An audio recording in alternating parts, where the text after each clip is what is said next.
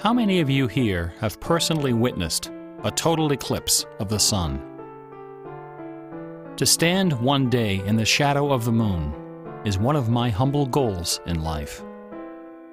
The closest I ever came was over 30 years ago. On February 26, 1979, a solar eclipse passed directly over the city of Seattle. I bought my bus tickets and found a place to stay, but in the end, I couldn't get the time off work. Well, anyone who lives in Seattle can tell you that the chances of catching the sun in February are pretty slim. And sure enough, the skies over the city that day were completely overcast. I wouldn't have seen a thing. That work I couldn't get out of was my first job out of college. A sales clerk at an old Radio Shack store in beautiful downtown Worcester, Massachusetts. On my very first day behind the counter, a delivery truck pulled up to the front of the store. They carried in a big carton, upon which was printed the legend TRS-80. It was our floor sample of the world's first mass-market microcomputer. The TRS-80 Model 1 had a Z80 processor clocked at 1.7 MHz, 4,096 bytes of memory, and a 64-character black and white text display. The only storage was a cassette recorder.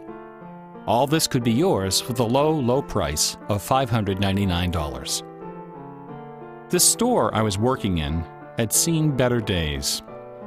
At one time, it had been near the center of a thriving commercial district. But like so many other New England cities, the advent of shopping malls had, by the early 70s, turned it into a ghost town. Worcester's solution to this problem was decisive, to say the least. The city's elders apparently decided that if they couldn't beat them, they would join them. And so, several square blocks at the heart of the city were bulldozed into oblivion, destroying dozens of family businesses, including the site of a pharmacy once operated by my great-grandfather.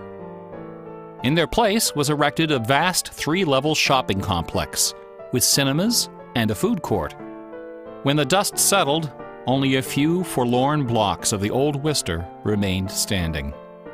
My Radio Shack store was in one of those blocks. Then, to add insult to injury, Radio Shack opened a brand new location inside the shopping center, less than 500 feet from my store. So now patrons had a choice between a clean, well-lighted establishment with uniformed security and acres of convenient parking, or a shadowy hole in a seedy old office building next to an adult movie theater. Consequently, I had plenty of time to fool around with the new computer. I taught myself basic programming. Then I learned Z80 assembly. Both, of course, so that I could write games. I also created self-running animated demos which ran all night in the store window for the edification of the winos who peed in our doorway. Strangely enough, the few customers we had didn't seem to be interested in our new computer, even after the 16K memory upgrade. In fact, most of the people who set off the buzzer on their way through the front door weren't there to buy anything at all. They were there to exploit a free promotion, which was the bane of Radio Shack employees for over 40 years. The Battery of the Month Club. The idea of this promotion was simple. Customers got a little red card upon which was printed a square for each month. 12 times a year, the lucky sales clerk got to punch out a square and give the customer one brand new AAA, AA, C, D, or 9-volt battery. Of course, customers weren't allowed to choose just any grade of battery. At the time of my employment, Radio Shack offered 3 different levels of battery excellence. First were the alkalines, powerful, long-lasting, and expensive, hanging behind the counter like prescription medication in gold-embossed blister packs. These were most certainly not available through the Battery of the Month Club. Next were the high-end lead batteries, sturdy, dependable batteries, moderately priced, and prominently displayed near the front of the store. These were also not available through the Battery of the Month Club. Finally, at the bottom of the barrel were the standard lead batteries. These were literally piled in barrels, cunningly located way at the back of the store, in a dark corner near the TV antennas. Remember TV antennas? Customers who came in looking for their free battery of the month had to walk the entire length of the premises, past the CB radios and stereo headphones and remote-controlled racing cars. Nothing would stop them. On the first day of every month, like clockwork, those customers came in waving their little red cards. I would look up from my programming and wave them to the back of the store. It didn't matter that the batteries were only worth 29 cents.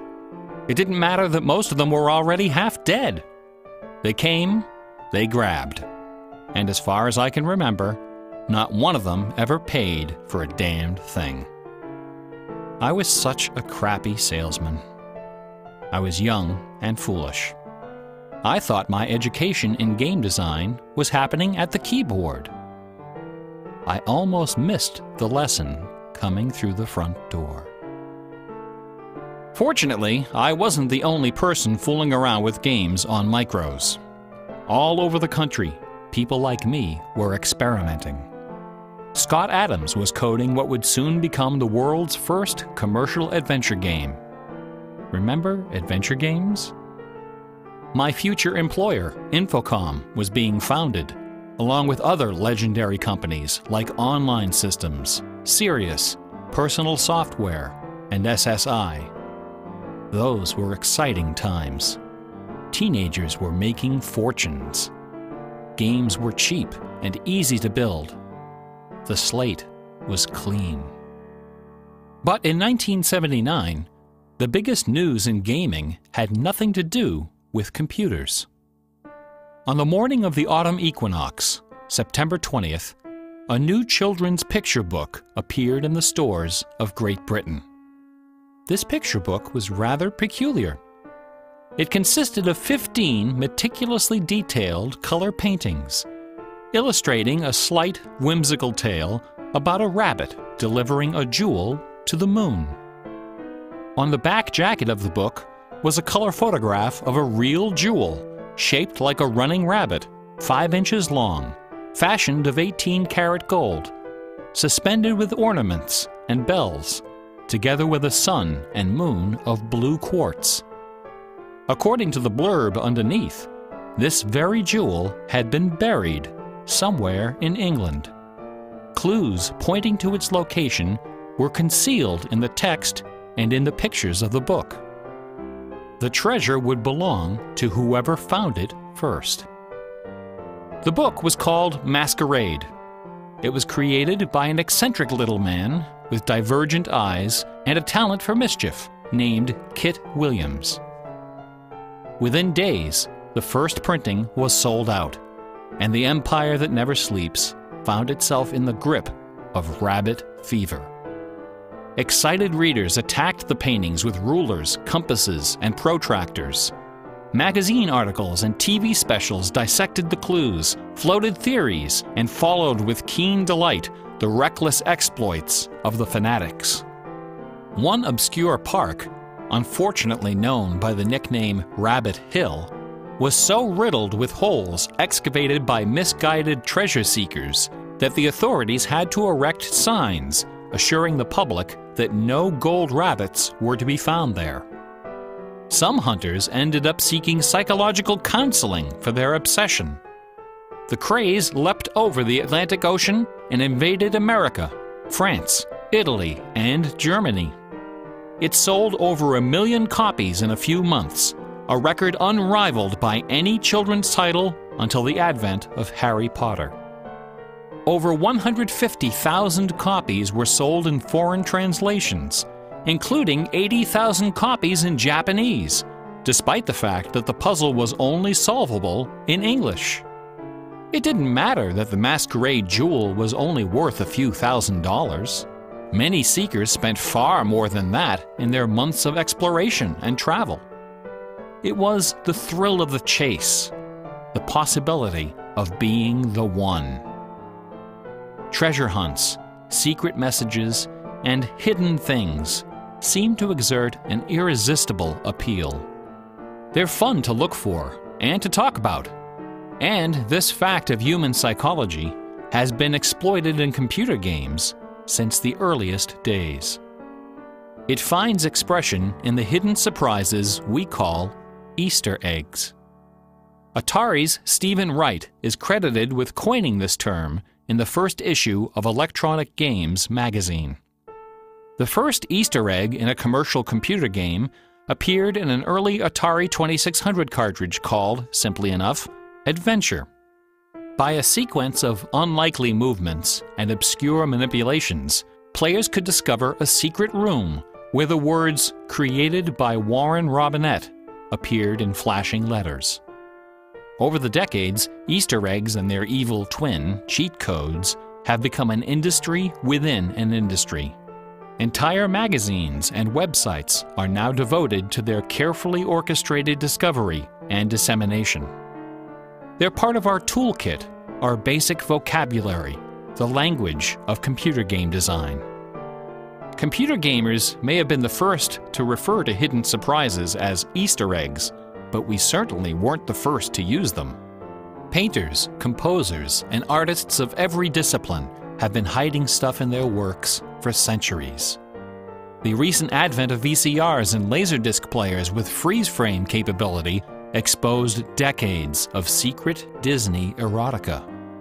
Thomas Kincaid, the self-appointed painter of light, amuses himself by hiding the letter N in his works.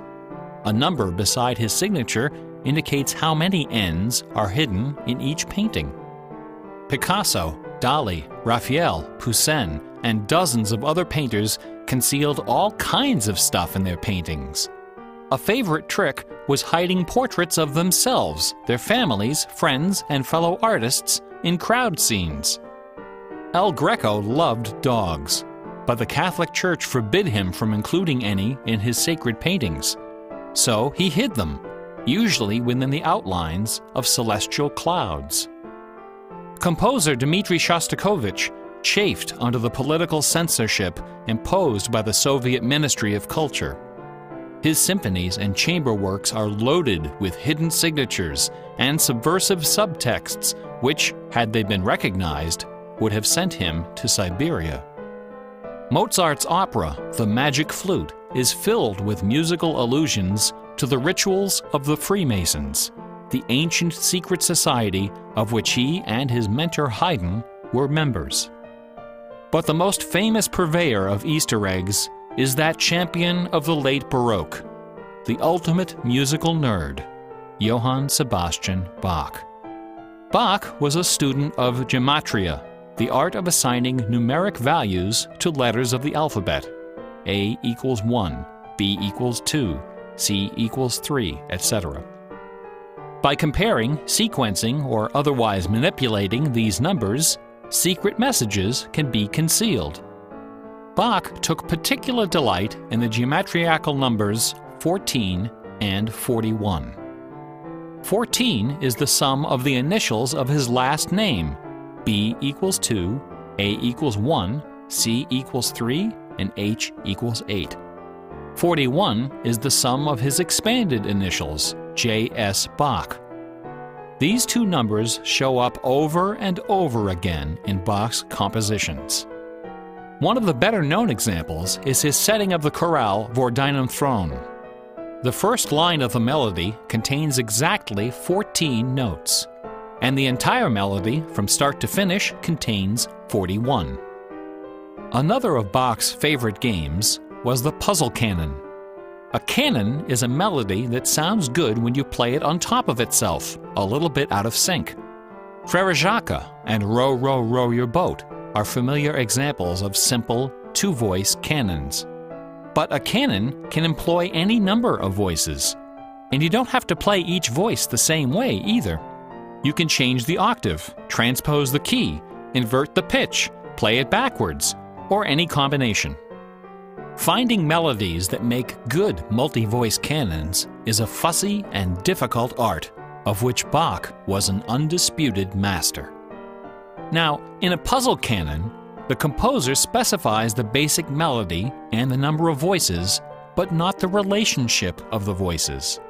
The student has to figure out the position and key of each voice, and whether to perform them inverted and/or backwards. Bach wrote quite a number of puzzle canons. The most famous, BWV 1076, is part of a fascinating story. One of Bach's students was a fellow by the name of Lorenz Misler, founder of the Society of Musical Science.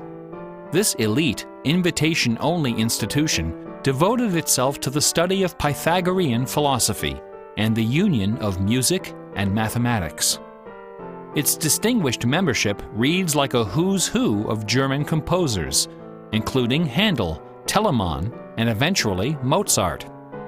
Applicants for membership in the society were required to submit an oil portrait of themselves, along with a specimen of original music. With nerdly efficiency, Society member number 14 decided to combine these admission requirements into a single work. He sat for a portrait with Elias Haussmann, official artist at the court of Dresden. This portrait, which now hangs in the gallery of the town hall in Leipzig, is the only indisputably authentic image of Bach in existence. The Haussmann portrait shows Bach dressed in a formal coat with exactly 14 buttons. In his hand is a sheet of music paper, upon which is written a puzzle canon for 6 simultaneous voices. In 1974, a manuscript was discovered which proved that this canon was the 13th in a series of exactly 14 canons based on the ground theme of the famous Goldberg variations. As if these musical gymnastics weren't enough, Bach liked to hide messages in his compositions by assigning notes to the letters. His initials, B-A-C-H, correspond to the pitch sequence B-flat, A, C, and B natural in German letter notation. This theme makes its most memorable appearance in the last bars of his final composition, The Art of Fugue, published soon after his death in 1750. The word fugue comes from the Latin fuga, which means flight, as in running away. So the art of fugue is the art of flight, the art of taking a theme and running with it. Bach wrote hundreds of fugues, but none as sublime as this sequence of 14. In the last and most complicated fugue in the series, the first and second sections develop normally. This is followed by the B-A-C-H signature, and then suddenly, without any warning or structural justification, the fugue stops, dead in its tracks. One of the composer's 20 children, his son Carl Philipp Emanuel, claimed that Bach died moments after those last few notes were written. This story is probably apocryphal. The Easter eggs in Bach's music are a pleasant obscurity, known chiefly to professors and students of Baroque music. But in March of 2002, when this lecture was first delivered, those Easter eggs were the talk of the entire classical music industry. Sitting near the top of the classical music charts that month was a compact disc on the ECM label called Moriarty. It was performed by the Hilliard Choral Ensemble, together with a talented but, until then, little-known violinist, Christoph Poppen. The music on Moriarty is based on a geometrical analysis of Bach's Partita in D minor for solo violin. This analysis, by German professor Helga Thon, assigns numeric values to the duration of notes, the number of bars, and the German letter notation of the partita. In doing so, she claims to have discovered the complete text of several liturgical ceremonies encoded in the notes. The CD presented these hidden texts superimposed over the original music. The result was strangely melancholy, dark, haunting, and very, very popular. Quite a few music critics attacked this disc. They didn't buy Professor Thon's analysis, dismissing it as a combination of numerology and canny marketing. Their caution was not without basis. Numerology is a slippery slope down which many a fine mind has slid to its doom. Allow me to offer an amusing anecdote from my own experience. Back in the early 90s, before the internet took off, one of the more popular online bulletin board systems was a service called Prodigy. I bought an account on Prodigy so I could join a fraternal interest group and gossip with fellow members around the country. One day, a stranger appeared on our bulletin board. Right away, I knew we were in trouble. This fellow, whose name was Gary, began spouting all kinds of apocalyptic nonsense about worldwide conspiracies, secret societies, and devil worship. At first, we tried to be polite. We questioned his sources, corrected his histories, logically refuted his claims, and tried to behave in a civilized manner. But instead of soothing him, our attention only made him worse. His conspiratorial warnings became urgent, approaching hysteria. He began to threaten people who disagreed with him. To coin a phrase, Gary went all uppercase. But his most urgent warnings weren't about the gays, the Jews, the Rockefellers, or the Illuminati. According to Gary, the greatest enemy of mankind was Santa Claus. Gary claimed to possess a secret numerical formula that proved beyond a shadow of a doubt that Santa Claus was an avatar of the Antichrist. Intrigued, we pressed Gary to reveal his formula. In doing so, we walked right into his trap. We should have known he had a book to sell. I fell for it. I sent him the $15. Less than a week later, the book arrived. Above an ominous photograph of the Washington Monument was emblazoned the title, 666, The Final Warning. Inside this privately printed 494-page monster, Gary reveals a simple geometrical formula, which he claims was developed by the ancient Sumerians. This formula assigns successive products of 6 to each letter of the alphabet. A equals 6, B equals 12, C equals 18, etc. Imagine my dismay when I applied this ancient formula to the name Santa Claus and obtained the blasphemous sum of 666, the biblical number of the beast. I went on Prodigy and reported to the stunned members of our interest group that Gary was right after all. There could be no doubt that according to the unimpeachable wisdom of ancient Samaria, Santa Claus was the Antichrist. I then went on to point out several other names which, when submitted to Gary's formula, also produced the sum 666. Names like St. James, New York, and New Mexico.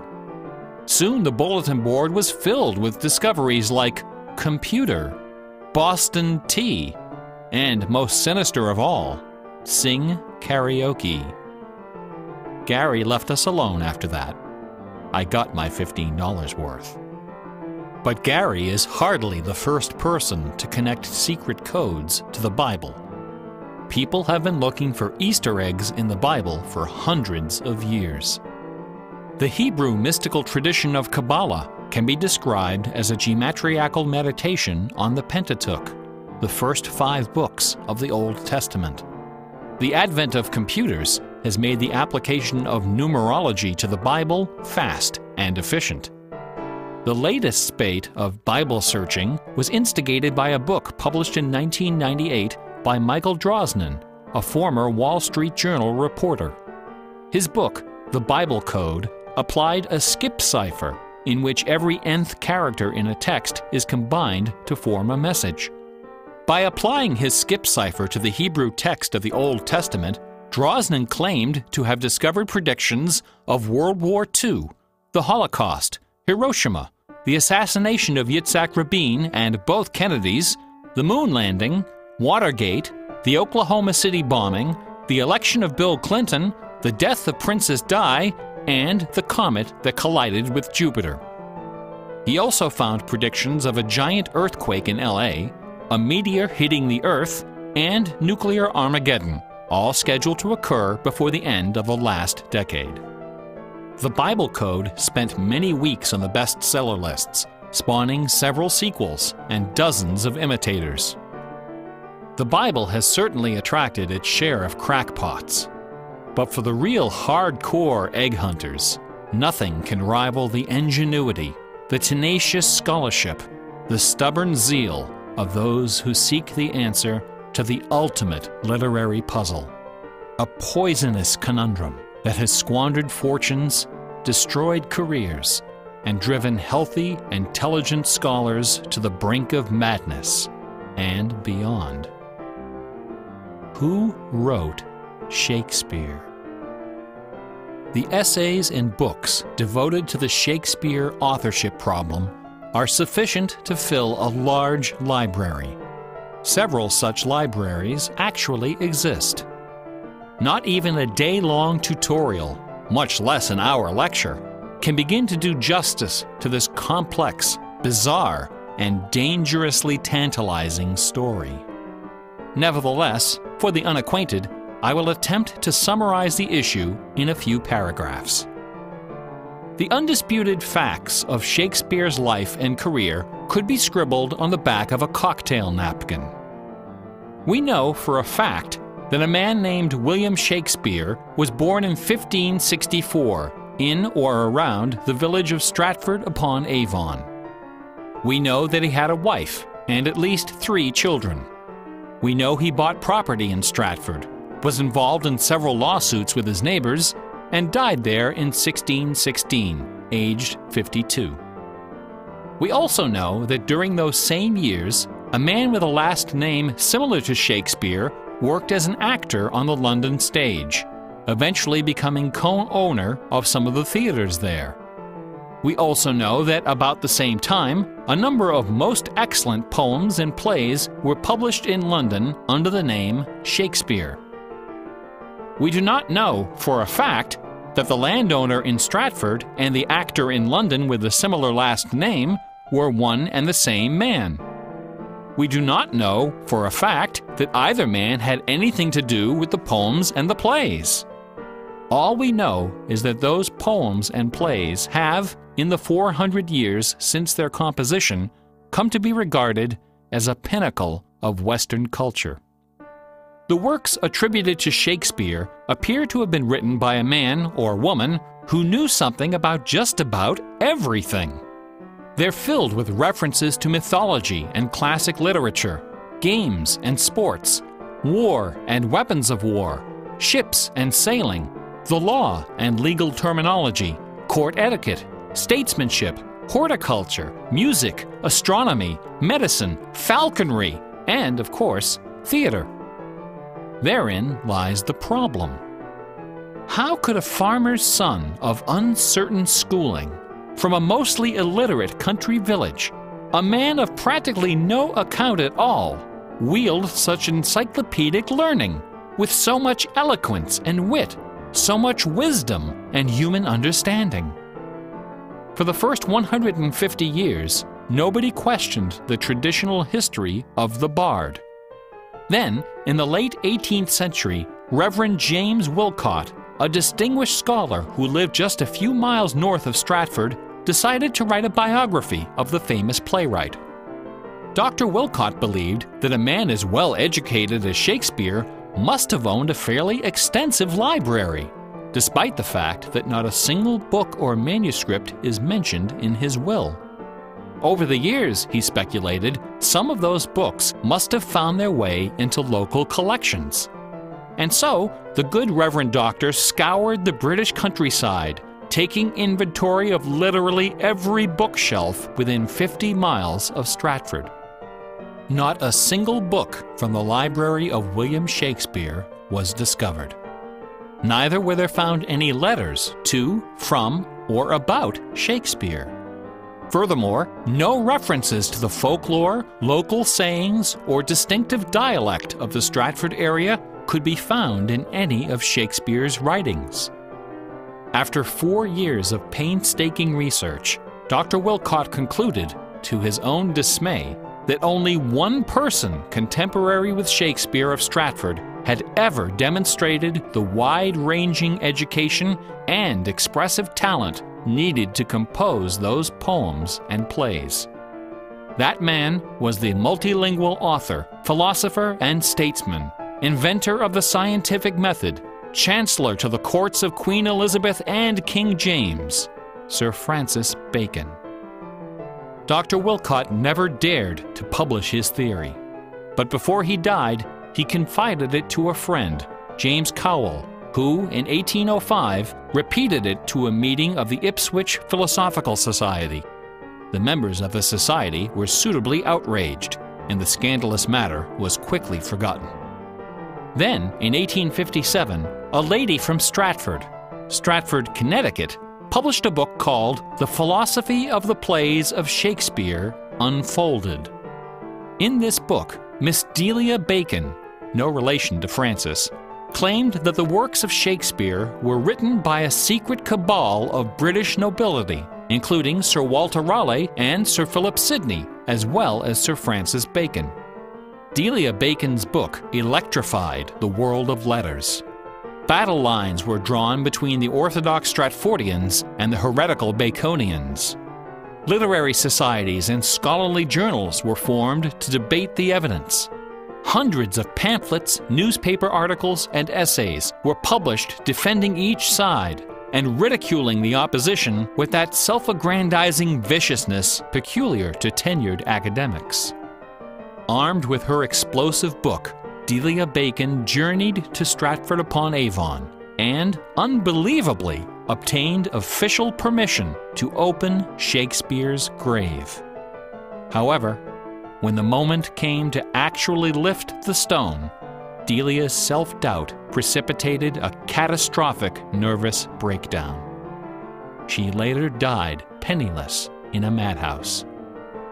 Around 1888, things began to get a bit out of hand. U.S. Congressman Ignatius Donnelly of Minnesota became interested in the Shakespeare controversy.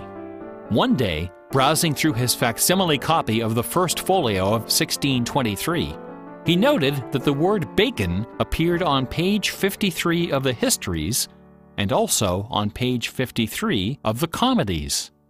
He also noted that Sir Francis Bacon had written extensively on the subject of cryptography.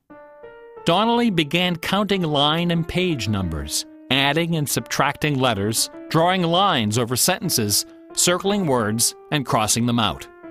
The result was a complex and virtually incomprehensible algorithm which he claimed was invented by Bacon to hide secret messages inside the First Folio.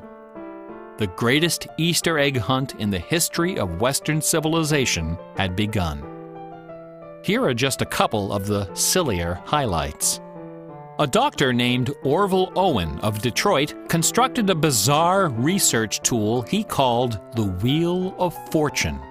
This wheel consisted of two giant wooden spools wrapped with a strip of canvas 2 feet wide and 1,000 feet long.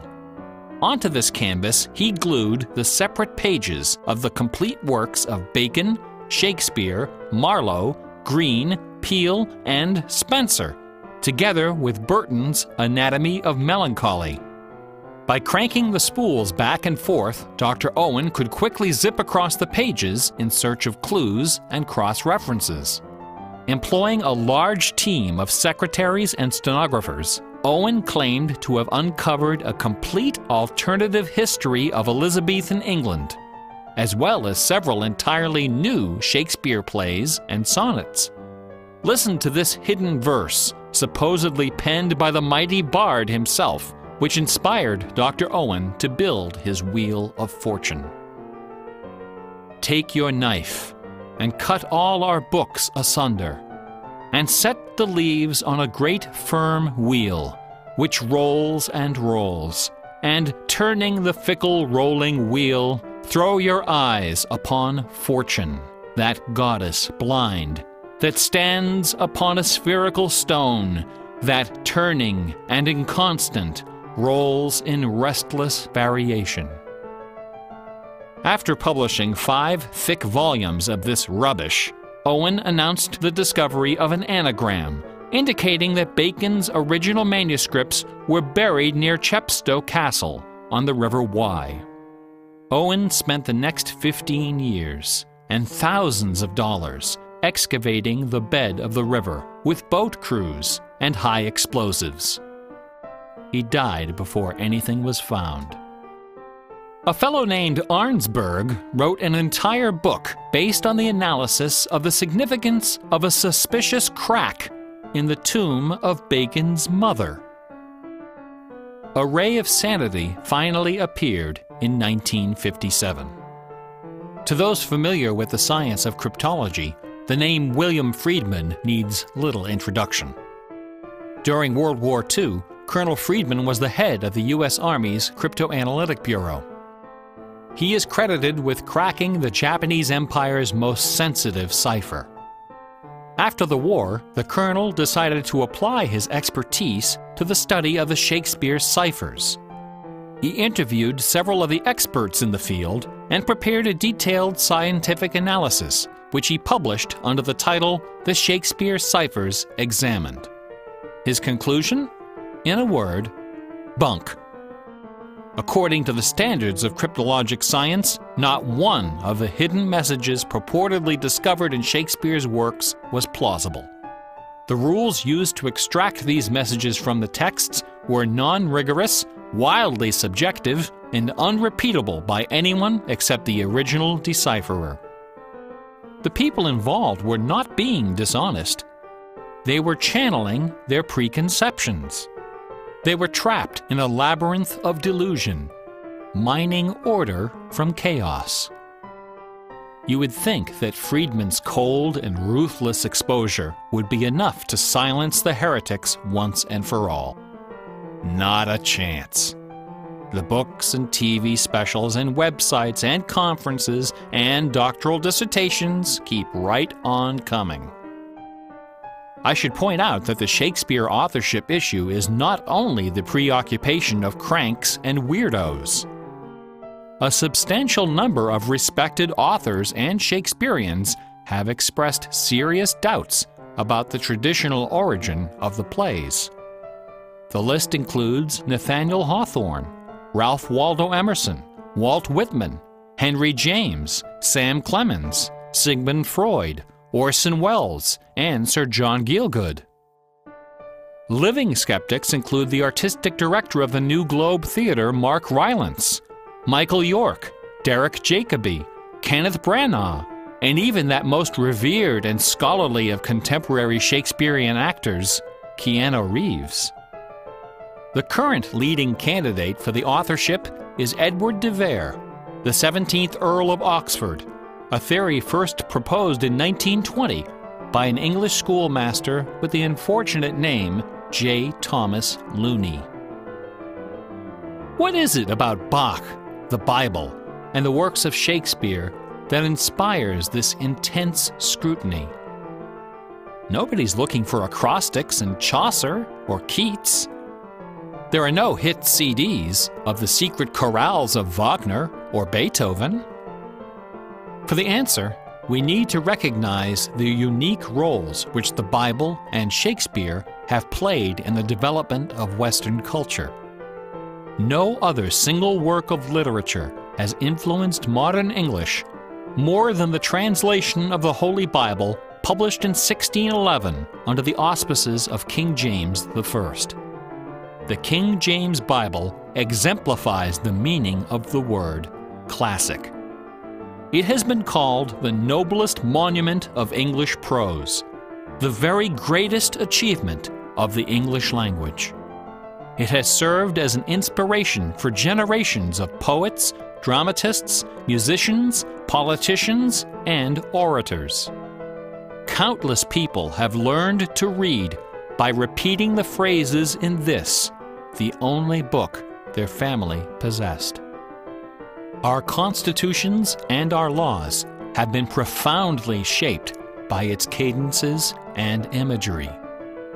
But even the glory of the King James Bible, compiled by a committee of 46 editors over the course of a decade, pales before the dazzling legacy of the Swan of Avon. The lowest estimate of Shakespeare's working vocabulary is 15,000 words, more than 3 times that of the King James Bible, and twice the size of his nearest competitor, John Milton. His poems and plays were written without the aid of a dictionary or a thesaurus. They didn't exist yet. It was all in his head. When Shakespeare had a thought for which Elizabethan English had no word, he invented one. The Oxford English Dictionary lists hundreds of everyday words and phrases which made their first appearance in the pages of the Bard. Addiction, alligator, assassination, bedroom, critic, dawn, design, dialogue, employer, film, glow, gloomy, gossip, hint, hurry, investment, lonely, luggage, manager, switch, torture, transcendence, wormhole, zany. Hamlet alone contains nearly 40 of these neologisms. Who today would have this audacity, this giddy exuberance of invention?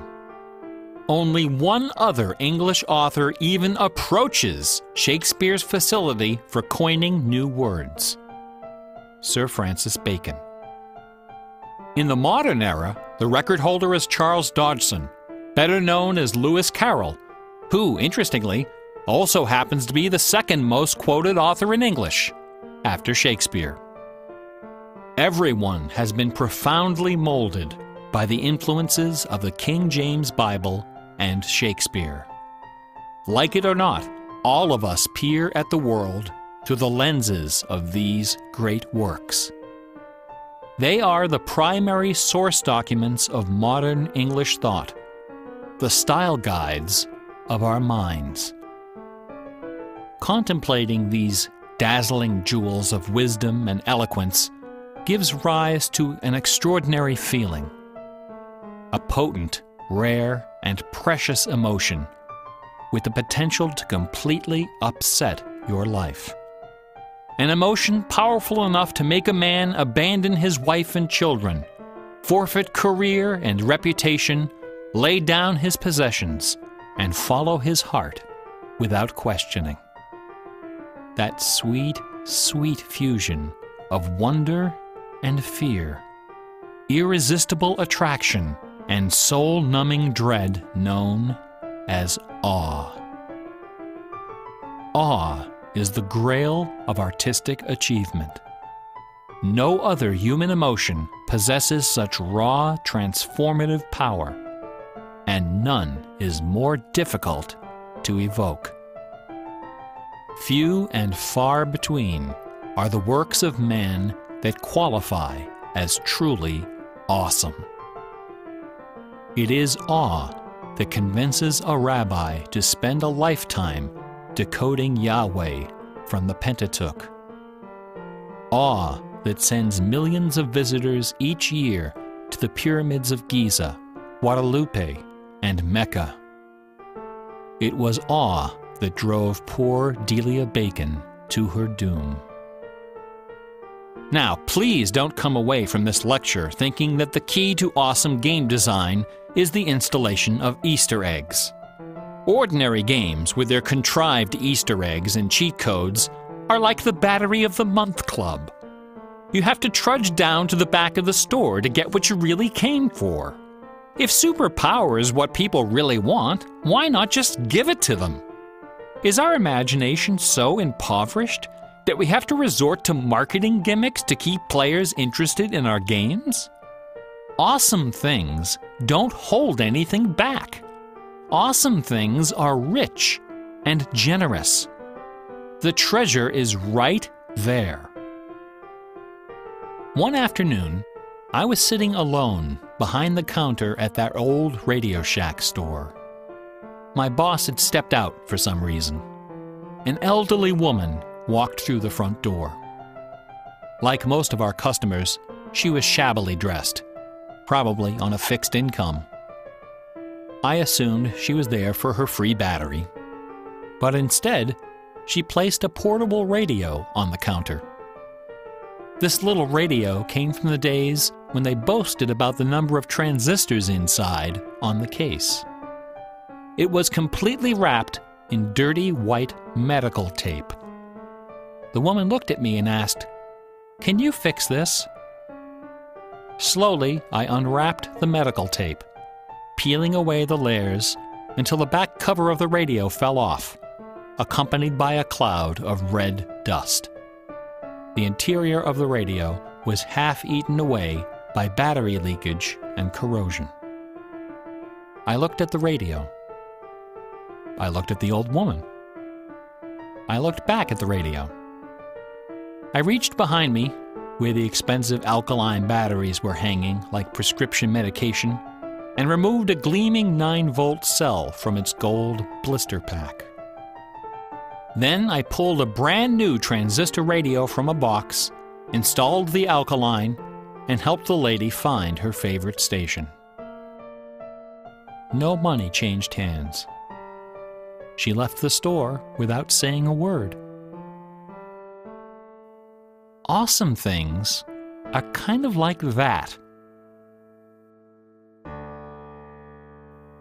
Bach offered his students very specific insight into the source of awe.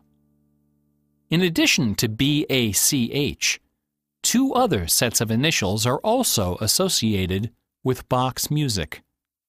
These initials are not hidden in the notes. Instead, they're scrawled right across the top of the manuscript for the whole world to see. The initials are SDG and JJ.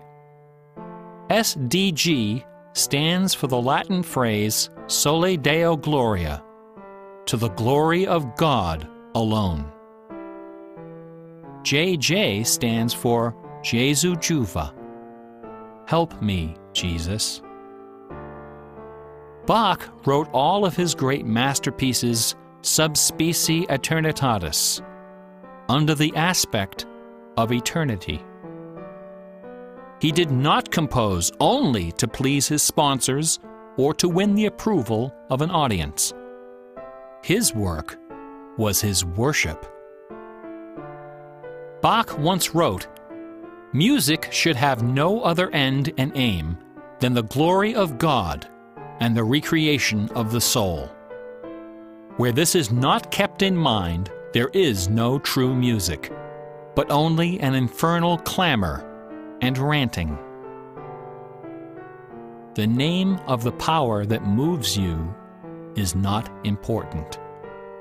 What is important is that you are moved. Awe is the foundation of religion. No other motivation can free you from the limits of personal achievement. Nothing else can teach you the art of flight. Computer games are barely 40 years old. Only a few words in our basic vocabulary have been established. A whole dictionary is waiting to be coined. The slate is clean. Someday soon, perhaps even in our lifetime, a game design will appear that will flash across our culture like lightning. It will be easy to recognize. It will be generous, giddy with exuberant inventiveness. Scholars will pick it apart for decades, perhaps centuries. It will be something wonderful, something terrifying, something awful. A few years ago, I was invited to speak at a conference in London. My wife joined me, and we took a day off for some sightseeing. We decided to visit England's second biggest tourist attraction, Stratford-upon-Avon. It was cold and rainy when our train arrived. Luckily, most of the attractions are just a short walk from the station. We visited Shakespeare's birthplace, a charming old house along the main street, which attracts millions of pilgrims every year, despite the complete lack of any evidence that Shakespeare was born there or even lived anywhere near it. We went past the school where Shakespeare learned to read and write, although no documents exist to prove his attendance. We visited Anne Hathaway's cottage, the rustic country farm where his wife spent her childhood, although no record shows anyone by that name ever having lived there. Finally, we came to the one location undeniably associated with Shakespeare, Trinity Parish Church, on the banks of the River Avon, where a man by that name is buried. This beautiful church is approached by a long walkway between rows of ancient gravestones, shaded by tall trees. The entrance door is surprisingly tiny. No cameras are allowed inside. The interior is dark and quiet. Despite the presence of busloads of tourists, the atmosphere is hushed and respectful. A few people are seated in the pews, deep in prayer. An aisle leads up the center of the church. The left side of the altar is brightly illuminated. On the wall above is a famous bust of the bard, quill in hand, gazing serenely at the crowd of pilgrims. On the floor beneath, surrounded by bouquets of flowers, at the very spot where Delia Bacon lost her mind, the gravestone of William Shakespeare bears this dire warning: "Good friend, for Jesus' sake, forbear to dig the dust enclosed here. Blessed be the man who spares these stones, and cursed be he that moves my bones." Every year, 3 million pilgrims arrive from every nation on earth to approach this stone and consider the likeness of a man whose body of work can only be described as awesome. By contrast, the right side of the altar is dark and featureless. Nobody of any consequence is buried there. The only point of interest is a wooden case of simple design, carved of dark oak. Inside the case, sealed beneath a thick sheet of glass, lies a large open book. A plaque on the case identifies this book as a first edition of the King James Bible, published in 1611, when Shakespeare was 46. Not many pilgrims visit this side of the altar. Most of those that do simply glance at the book, read the plaque, and move along. A few, more observant, note that the Bible happens to be opened to a page in the Old Testament, the book of Psalms, chapter 46. No explanation is given for this particular choice of pages. For the initiated, none is necessary. If you are of inquisitive bent, if you are intrigued by English history and literature, if you value your peace of mind, cover your ears now. In the year 1900, a scholar noticed something about the King James translation of Psalm 46.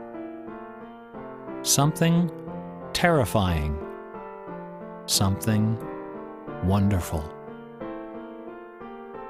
The 46th word from the beginning of Psalm 46 is shake. The 46th word from the end is spear. There are only 2 possibilities here. Either this is the finest coincidence ever recorded in the history of world literature, or it is not. The Earth revolves around only one sun and has only one moon. The moon happens to be 400 times smaller than the sun. The sun happens to be 400 times farther away. And the apparent paths of the moon and sun in our sky happen to intersect exactly twice every month. Which means that every now and then, at long yet precisely predictable intervals, the lunar disk slips across the face of the sun and just barely conceals it for a few wonderful, terrible minutes. A fine coincidence, no? In June of 1977, a little man with divergent eyes and a talent for mischief ascended a hilltop in the British village of Ampthill. At the summit of this hill is a tall, slender cross, a memorial to Catherine of Aragon, the first wife of Henry VIII. The sun, high in the south, cast the shadow of the cross upon the grassy hillside. At exactly 12 noon, the man removed from his pocket a bar magnet. He turned the magnet so its north pole was facing south and buried it under the shadow of the cross. 2 years later, a few hours before the publication of his first book, the man returned to that hillside, this time in the dead of night. He used a compass to locate the magnet he had buried. In that same place, he dug a hole in the ground and placed inside a ceramic container inscribed with the following words: "I am the keeper of the jewel of masquerade, waiting for you, or eternity."